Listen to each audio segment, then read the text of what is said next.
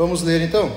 Diz assim: certo homem de destaque perguntou a Jesus: bom mestre, que farei para herdar a vida eterna? Jesus respondeu: por que você me chama de bom? Ninguém é bom a não ser um, que é Deus. Você conhece os mandamentos? Não cometa adultério, não mate, não furte, não dê falso testemunho, honre o seu pai e sua mãe. Então o homem disse: tudo isso tenho observado desde a minha juventude. Ouvindo isso, Jesus lhe disse: uma coisa ainda falta a você. Venda tudo o que tem, dê o dinheiro aos pobres, e você terá um tesouro nos céus. Depois venha e siga-me. Mas ouvindo ele essas palavras, ficou muito triste, porque era riquíssimo. Amém? Vamos orar mais uma vez? Obrigado, Deus. Obrigado pela tua palavra. Obrigado, Deus, por podermos estar aqui na tua casa, Pai. Obrigado pela liberdade que tu nos dá, ó Deus, de ouvirmos a tua voz, ó Pai.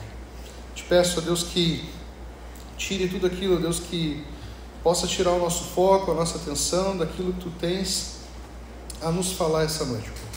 Que a tua palavra, ó Deus, ela possa ser alimento, ela possa ser provisão, que a tua palavra possa ser, ó Deus, resposta às nossas orações, que a tua palavra, ó Deus, possa transformar as nossas vidas, ó Deus. Em nome de Jesus que nós oramos, amém. Muito bem. O texto de hoje, a mensagem de hoje é daquelas mensagens que não dá like, né? São daquelas mensagens que para a nossa carne, para os nossos desejos, né? Ela é dura de engolir. Hoje nós vamos falar sobre a história desse jovem rico. Aqui nós não temos Lucas aqui denominando esse homem como jovem, mas ela é conhecida como a história do jovem rico, e ela vai se repetir nos outros evangelhos. Então você vai encontrar tanto em Mateus quanto em Marcos a mesma história. Alguns detalhes são somados dependendo do olhar ali do evangelista que está escrevendo. Aqui o nosso autor, ele coloca esse homem não como um jovem rico, e sim como um homem de destaque, um homem de muito destaque. Uma coisa que eu quero deixar claro aqui, para vocês não ficar confuso, nós vamos tratar a riqueza também como um sucesso, tá? Então, quando eu falar homem rico, é um homem de sucesso. Quando eu falar sucesso, eu estou falando de riqueza. É importante lembrar que o conceito de riqueza naquela época, ele ia muito além do que simplesmente as posses ou simplesmente o dinheiro. É claro que o dinheiro ele está envolvido, mas o status, o sucesso da pessoa nos seus negócios, na sua vida também está englobado. E esse homem, para vocês terem noção, ele era muito rico, rico mesmo. Ele não era alguém que tinha ali algumas posses, alguns confortos, não. Esse homem, ele com certeza, pela ênfase que os textos vão tratar acerca desse homem, ele era muito rico. Ele possuía tudo que o mundo daquela época poderia oferecer: casa, bens, conforto, luxo, banquetes, festas, joias, propriedades e muito dinheiro. Esse homem, como o nosso texto aqui vai dizer, ele era um homem que possuía uma posição, ou seja, ele era um homem de influência, um homem que tinha status na sociedade, além de ser jovem e rico, ou seja, desde a sua juventude ele já tinha, muita riqueza acumulada. Alguns vão dizer que talvez ele pudesse ser até algum oficial da sinagoga, talvez essa poderia ser a sua posição dentro da sociedade. Ou seja, ele tinha muita reputação, ele tinha muito prestígio. Ele era um homem, conforme o texto vai dizer aqui, que ele se considerava cumpridor da lei, ou seja, ele era um homem virtuoso. Ele chegou a dizer a Jesus que tudo da lei ele já havia observado. E ainda ele pergunta para Jesus: Jesus, o que me falta? Tudo eu já tenho observado. Esse jovem se olhava no espelho e dizia assim: eu sou um nota 10, eu sou o cara. Ele se considerava um jovem íntegro, ou seja, ele não vivia em orgias, não saqueava os bens alheios, ele vivia de uma forma honrada, dentro dos mais rígidos padrões morais da época. Naquela época, os padrões morais eram bem rígidos, ainda mais no olhar dos fariseus, dos escribas, daqueles que eram os mestres da lei. Porém, ele tinha tudo, mas vivia insatisfeito com a sua vida espiritual. O que me falta ainda? Eu tenho tudo, mas me falta algo. Ou seja, ele tinha tudo que o mundo coloca como motivo para a felicidade, porém o seu coração permanecia vazio. Alguém na história disse que, na verdade, Deus pôs a eternidade no coração humano, e nada desse mundo pode preencher esse vazio. É disso aqui que nós estamos falando. Ou seja, dinheiro, reputação, liderança, sucesso, nada foi capaz de satisfazer a sua alma. Esse jovem vivia sedento por salvação, e ele sabia que nada do que ele possuía foi capaz ou era capaz de conquistar o que ele mesmo chamou de vida eterna. Não foi o seu sucesso, não foi a sua riqueza que foi capaz de dar a ele a vida eterna. Aparentemente nós estamos vendo um jovem que não queria enganar a si mesmo. Porém, a primeira coisa que esse texto nos ensina é que as riquezas, o sucesso, eles enganam. A riqueza e o sucesso enganam. Eles nos iludem a respeito da nossa real condição. Traz uma imagem nossa que na verdade é mentirosa. Esse jovem rico, em nenhum momento ele mostra uma consciência de que ele era um pecador. Tudo para ele era perfeito, ele era bom, só bom. Em nenhum momento ele mostra aqui um coração de um homem pecador. Ou seja, ele pensava, por exemplo, que ele cumpria a lei, porém ele quebrou os 2 dos principais mandamentos de Deus. Quais são os 2 principais mandamentos de Deus? Amar a Deus e amar ao próximo. A resposta desse jovem rico, ele mostra que a religião que ele vivia era uma religião superficial, era uma religiosidade barata e desconectada da prática do amor ao próximo. Ele dizia que ele servia a Deus, que ele amava a Deus, porém ele era um idólatra. Deus não era o seu Deus. O seu Deus era a riqueza, era o seu sucesso. E a sua riqueza era somente para o seu deleite. Nós vemos aqui um egoísmo também no coração desse jovem. Jesus, ele sabia muito bem que o cumprimento da lei não salva ninguém, ou seja, você não é salvo pelas suas obras, você não é salvo pelo que você faz. A salvação não é uma recompensa pela sua performance. Jesus sabia muito bem disso, porém ele usa da lei como um espelho, e essa é a função da lei. A lei mostra o quanto nós somos pecadores. Ou seja, Jesus está mostrando para ele que ele queria a vida eterna, porém ele não renunciou aos seus ídolos. Ele não renunciou o seu ídolo, e no caso aqui era o sucesso, era o dinheiro. Ele confiava mais na sua riqueza do que nas palavras de Jesus. Ele perdeu a riqueza eterna para viver uma riqueza temporal. Ele preferiu ir para o inferno do que abrir mão do seu dinheiro. O jovem rico se tornou o mais pobre entre os pobres. Segunda coisa que nós aprendemos aqui é que a riqueza e o sucesso, eles nos escravizam. E aqui vai uma pergunta, vai uma reflexão para você.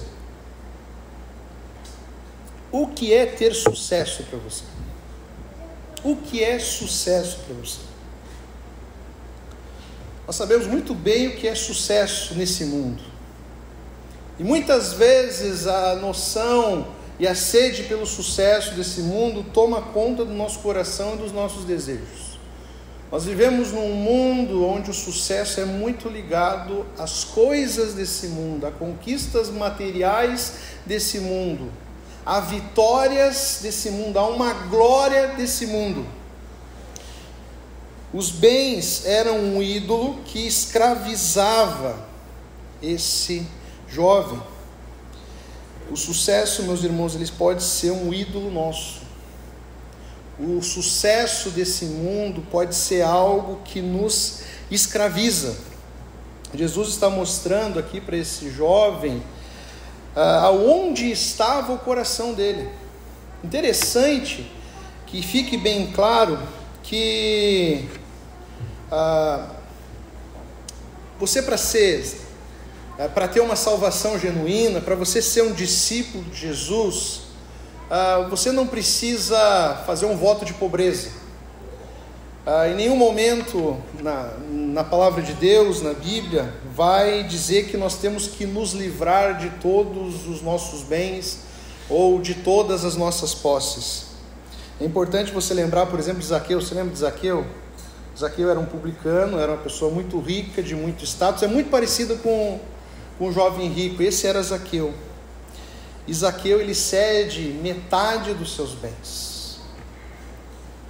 Ele conserta os erros do passado, ele conserta as falcatruas que ele fazia na vida das pessoas, mas em nenhum momento nós vemos Jesus exigindo toda a riqueza de Zaqueu. O que deixa bem claro aqui que o problema é que esse jovem rico estava sendo controlado pela riqueza. E Jesus sabia muito bem disso. Ou seja, por isso que Jesus fala para esse jovem, para ele se afastar completamente de tudo aquilo que ele tinha. Porque Jesus sabia exatamente aonde estava o seu coração. Jesus sabia exatamente que esse jovem, ele era escravo da sua riqueza, ele era escravo do seu ídolo. Então o negócio aqui é particular. Jesus está tocando aqui, lá no coração desse jovem. Jesus sabe exatamente o que está acontecendo aqui. Há um autor, William Hendricks, que diz que o problema desse jovem não era possuir muito, mas o muito o possuir. Ou seja, ele era possuído pelas suas riquezas e pelas suas posses. Ou seja, não significa que todo cristão ele deve se livrar de tudo aquilo que ele tem. Porém, nós devemos viver completamente para Deus e para Cristo Jesus. Nós não podemos permitir que nada se coloque entre nós e o nosso Deus. Aqui havia algo que estava entre Deus e esse jovem. Era um ídolo, era a riqueza. Quando esse jovem tiver feito isso, se ele tivesse feito exatamente o que Jesus fala, se ele tivesse obedecido a Jesus, com certeza depois desse momento aqui iria se iniciar o que a gente chama de discipulado. Era assim que Jesus discipulava. Qual era o chamado de Jesus para os seus discípulos? Como é que iniciava o chamado de Jesus para os seus discípulos? Deixem tudo para trás e sigam. O próprio Jesus, ele não tinha onde repousar a sua cabeça. Sucessos materiais podem ser uma barreira para Deus. Eles podem nos afastar de Deus. Nós estamos falando aqui de um jovem rico, cheio de tristeza, que tinha uma barreira aqui intransponível, os seus bens. E por conta disso, ele se sentia incapaz de obedecer. Você está entendendo aqui o coração do jovem rico? Ele ouve as palavras daquele quem ele considerava ser o bom mestre. Ele sabia a quem ele estava indo, quem ele estava buscando. Parecia que ele tinha um objetivo, parecia que ele sabia, que ele entendia tudo que estava passando com ele, mas aí nós vemos que ele não estava disposto a se desapegar das suas riquezas. É como se o sucesso dele significava mais para ele do que estar certo diante de Deus. Quando nós somos escravos de alguma coisa, se nós somos escravos de um sucesso, de alguma coisa material, e nós não conseguimos nos desapegar disso, a ponto de negarmos as palavras de Deus, deixarmos de lado a voz de Deus, a vontade de Deus para a nossa vida, saiba que você tem um ídolo e saiba que você está totalmente escravo desse ídolo. Lembre-se, a gente vai falar disso mais para frente. Você não pode servir ou amar a dois senhores. E esse texto coloca um dos senhores como sendo Deus e o outro senhor como sendo Mamon, o dinheiro, as riquezas. Cuidado para o sucesso material não significar mais para você do que estar certo diante de Deus. Imagina, fica a reflexão aqui. Imagina se Jesus aparecesse hoje nas nossas igrejas e fizesse a mesma exigência que ele fez para esse homem. Deixe para trás tudo o que você tem. Deixe para trás tudo que você acumulou. Deixe para trás tudo aquilo que você alcançou, que você conquistou. Deixa tudo isso para trás. Qual seria a nossa resposta? Qual seria a nossa atitude diante de não de um pedido, de uma ordem de Jesus a nós? A riqueza e o sucesso, meus irmãos, são uma ilusão.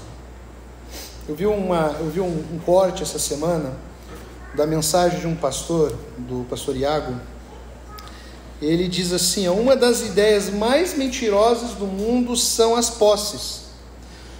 Você tem medo da pobreza? Você deveria ter medo do dinheiro. Você tem medo do fracasso? Deveria ter medo do sucesso.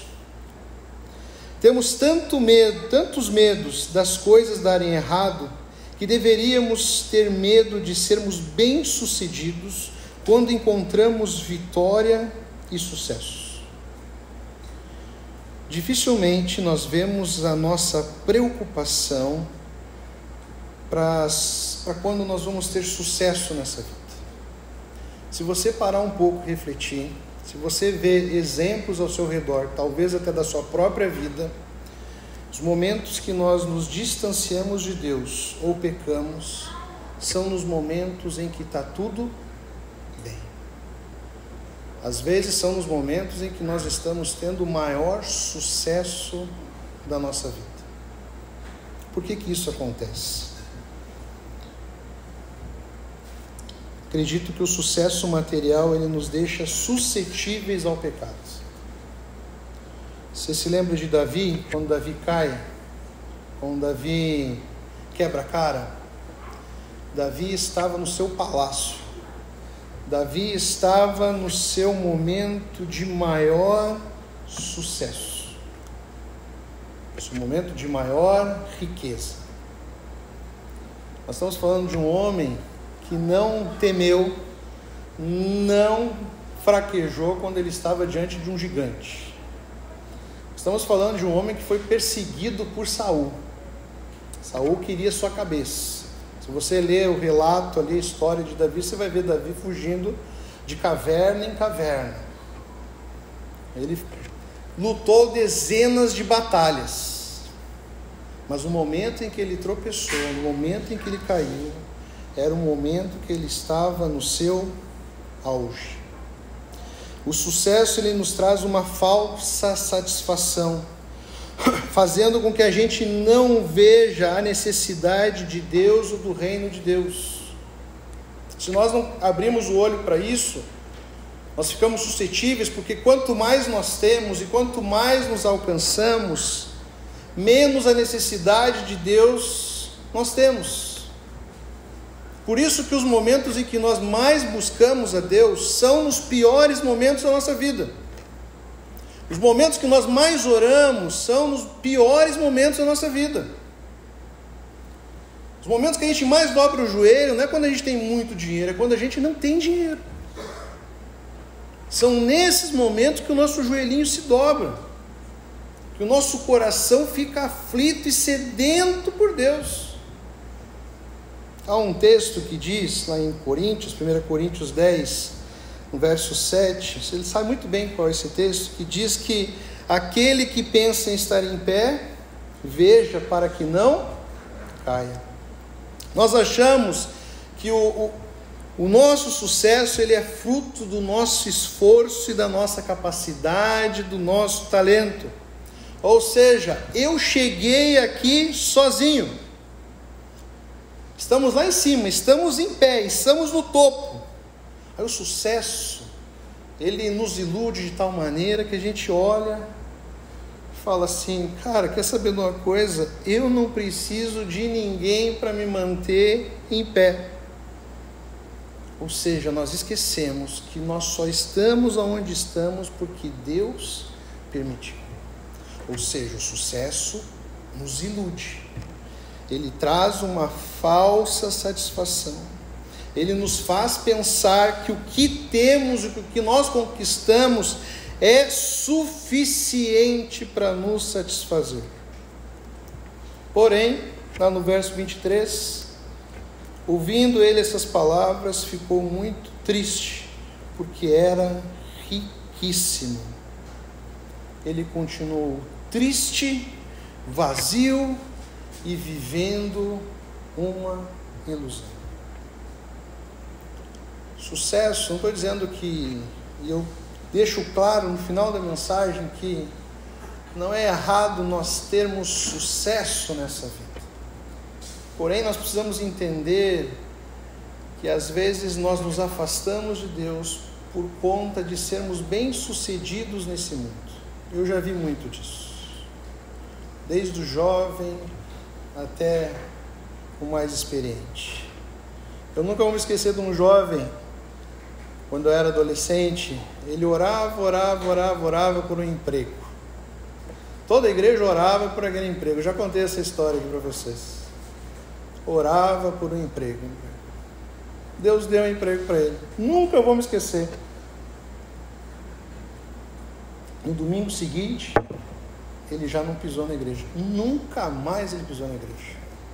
Você vai conversar com pastores de jovens em cidades universitárias, é muito comum. O jovem está lá, servindo, amando a Jesus, e pai. Aí ele passou na faculdade, teve sucesso na sua vida, ele abandona Deus, ele passa a focar só na sua faculdade. Às vezes Deus nos agracia na nossa vida com promoção, com um emprego melhor, mas muitas vezes isso que seria uma coisa boa, um sucesso para nós, é algo que nos distancia de Deus,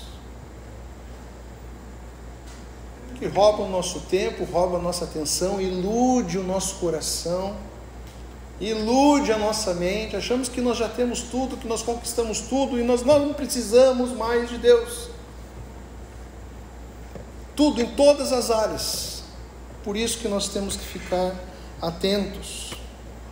Para a gente concluir aqui, fica a pergunta: que sucesso você tem perseguido? Você tem corrido atrás do quê? Segundo Salomão, que perseguiu e teve todos os sucessos desse mundo, no fim ele chega à conclusão que tudo era vaidade. E na verdade ele esteve todo o tempo correndo atrás do vento. Ou seja, tudo foi inútil. Por qual sucesso que você tem se sacrificado? Quais são as prioridades da sua vida? Qual é o seu maior amor? O que te move? Não esqueça que a glória e o sucesso desse mundo foi oferecido por Satanás ao tentar Jesus. Mateus 4:8. Novamente o diabo o levou a um monte muito alto e mostrou-lhe todos os reinos do mundo e a glória deles. E disse-lhe: tudo isso te darei, se prostrado me adorares. Então Jesus lhe disse: vai-te, Satanás, porque está escrito: ao Senhor teu Deus adorarás, e só a Ele servirás. Nós cantamos hoje, que possa ser a nossa canção, lutamos batalhas que Cristo venceu. O que nós estamos lutando hoje já foi vitória de Jesus. E Jesus lutou contra esse ídolo, contra essa tentação do sucesso na nossa vida. Não esqueça que não é possível servir e amar a dois senhores. Ninguém pode servir a dois senhores, porque ou há de odiar um e amar o outro, ou se dedicará a um e desprezará o outro. Não podeis servir a Deus e a Mamon. Quem está dizendo isso é Jesus. Por que isso precisa ser dito? Por que isso precisa ser lembrado? Porque, infelizmente, nesse nosso mundo, pastores desse tempo, igrejas desse tempo, têm incentivado as pessoas e têm incentivado a você a buscar mais o que o diabo oferece do que as bênçãos espirituais que Jesus Cristo nos abençoou. Infelizmente, igrejas e pastores têm apontado mais para a glória desse mundo do que para Jesus Cristo. Irmãos, nós precisamos olhar para Jesus. Jesus é o verdadeiro jovem rico dessa história. Sabe por quê? Porque ele esvaziou-se a si mesmo, deixou a sua riqueza e majestade e tomou o nosso lugar. Enquanto você ouve uma teologia que diz que você tem que ter tudo, que você tem que conquistar tudo, que você tem que prosperar nesse mundo material, o verdadeiro Evangelho, o verdadeiro Jesus nos ensina a esvaziar. Paulo vai dizer lá aos Filipenses: seja a atitude de vocês a mesma de Cristo Jesus, ou seja, imite a Jesus, olhe a Jesus, tenha a mesma atitude de Jesus. Qual foi a atitude de Jesus? Que, embora sendo Deus, não considerou que o ser igual a Deus era algo que devia apegar-se, mas esvaziou-se a si mesmo, vindo a ser servo, tornando-se semelhante aos homens, e sendo encontrado em forma humana, humilhou-se a si mesmo e foi obediente até a morte de cruz. Jesus é o jovem rico, que deixou toda a sua majestade, que deixou toda a sua riqueza, esvaziou-se a si mesmo e tomou o nosso lugar ali na cruz.